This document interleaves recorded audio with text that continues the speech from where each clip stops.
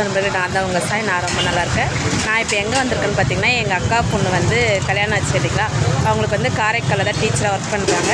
அவங்களுக்கு இங்கே தான் வீடு வந்து பார்த்து நாங்கள் பால் காய்ச்சறதுக்காக வந்துடணும். பால் காய்ச்சி வீடெல்லாம் இது செட் பண்ணி வச்சுட்டு வந்துவிட்டோம். வர வழியில் பார்த்திங்கன்னா காரைக்காலில் ஃபேமஸாக நாகூர் அல்வா கடைன்னு இருக்குது. 1957 ஸ்டார்ட் பண்ணுறது. ரொம்ப பழமையான பேர் பெற்ற நாகூர் அல்வா கடையாக. அதில் என்னென்ன ஃப்ளேவர் இருக்குதுன்றது பார்க்கலாமா? இப்போ இருங்க, நாகூர் அல்வா கடை. பாதாம் அல்வா, பருத்தி அல்வா, ஜம்ரூட் அல்வா, பிஸ்தா அல்வா, குலோப்ஜாம் அல்வா, பால் கோவா, பட்டர் கோவா, ஸ்பெஷல் அல்வா, கருப்பட்டி அல்வா, தேங்காய்பால் அல்வா, மைசூர் பாகு. பாரம்பரிய கடை, பாரம்பரிய இனிப்பு, பாரம்பரிய சுவை. உங்களுக்கு இந்த சைடில் போகிறீங்க அப்படின்னா இந்த கடையில் வந்து வாங்கி பாருங்கள். பாரம்பரியமான ஒரு கடை, அல்வா கடை.